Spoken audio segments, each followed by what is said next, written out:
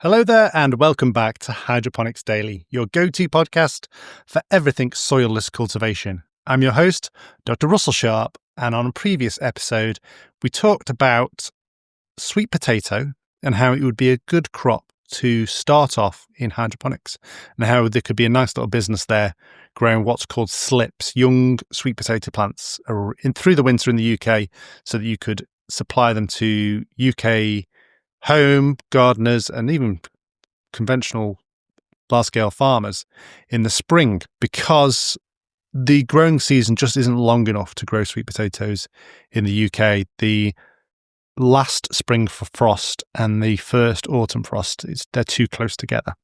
And so I thought I'd look at other crops that can't be grown in the UK, not because they simply is, the perennial crops and it's too cold in the winter, like bananas. There must be other crops there that can't grow because of the number of frost-free days required for it to produce a mature crop. And there are quite a few, and cotton is one of them.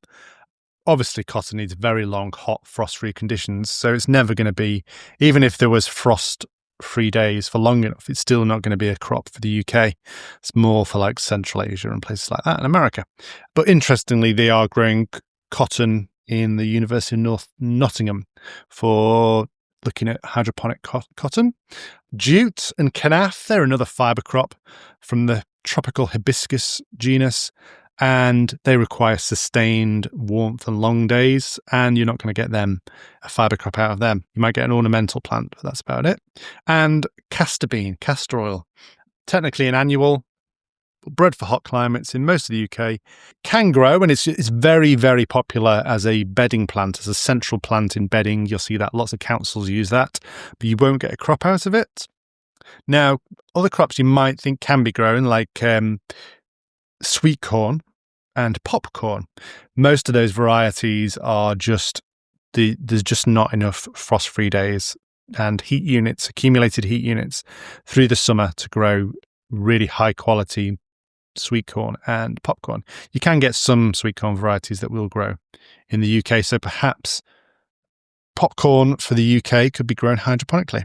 And other countries where you have, like Canada, where you've got maybe not a long growing season. Soybean. So in America, you think this is crazy, but standard soya needs a long, hot summer. And in the UK, it's just been found through trials to be too cold for soya to grow well outside. There was a company that was trying to commercialize soya growing in the UK, but I've not seen them for a long time. And soya is probably, because it's a staple food, it's probably not going to be one for hydroponics. So I would avoid that. One interesting one is rice. And traditionally, rice would need warm temperatures and a long growing period. But with climate change, there are some cold tolerant varieties, probably like Japanese, northern Chinese varieties, and they are being trialed in the UK. So traditionally you would say rice can't be grown, and if you wanted to grow it, you'd have to grow hydroponically indoors in a grow room. But they are trialing it in Lincolnshire, in the fens, which traditionally would be waterlogged, almost swamp.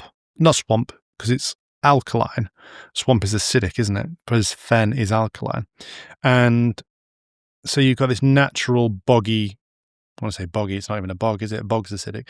Fenny conditions of naturally waterlogged soil that could potentially be used for growing risotto, sushi, or even, what was the other variety they were going to trial?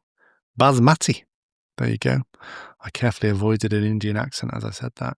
So, yeah, and they thought that potentially growing this rice in these sorts of conditions means that you could then resubmerge drained fenland and sort of carbon capture. So that's interesting. Not hydroponic, but very interesting. Peanuts. We've talked about peanuts in the past and how to grow peanuts and whether they could be grown hydroponically. They need about 4 to 5 months of warm weather. In the UK, you're going to need a grow room or a greenhouse or a conservatory to do that. So, as I say, that could be an interesting hydroponic crop to grow in the UK. UK grown peanuts. I would probably do sweet potatoes first, but There you go. And then there's the crops that you really need a greenhouse or a polytunnel for in the UK, and you need heating to get them going. Things like melons. Melons will not thrive outside in the UK. You might be able to get a plant to survive, but it won't thrive, and it certainly won't produce a very sweet crop. Watermelons in particular need a long season of heat and sunshine, so they would be you'd be a fool to grow them in the UK without a grow room and hydroponics. And then the same for long season chilies, the really hot chilies that take a long time to mature, and aubergines, eggplants, as you call them in the USA. Aubergines, eggplants, they just do not grow well, even in a greenhouse in the UK. We need short season, early varieties, so we normally import them, but they would be a good one for hydroponics. Then some crops, sort of like really marginal outdoor crops, need warm microclimates. So edamame, soybeans, they really, if you're going to grow them outdoors, you need a short season variety, probably not as good. So if you wanted to grow a really high quality variety, then perhaps hydroponics is the way forward. And as I said, things like sweet corn and popcorn, you'd be the same. So obviously there's a big caveat there, because climate change is making summers warmer, but also making the last spring frost earlier and the first autumn frost later. So potentially there could be crops that are only grown hydroponically could actually go the other way. So we could think of crops that were hydroponic could actually be grown outdoors in the UK, whether that's grow room crops or greenhouse polytunnel crops. So an interesting one for today. Crops that can't be grown in the UK currently because of the seasonal conditions. You could apply this to many other countries with a similar climate to the UK. As I say, certain parts of Canada. Where else? Maybe around New York, parts of Russia, down by Japan, certainly parts of Japan, and then places like Argentina and things like that. All right. Thank you very much for listening for today. That's been Hydroponics Daily. If you thought this was interesting, then please leave a Apple Podcast review. Make sure you click follow and check out utrema.co.uk if you're interested in any hydroponic, fertilizer, biostimulant, or organic biopesticide. Cheers.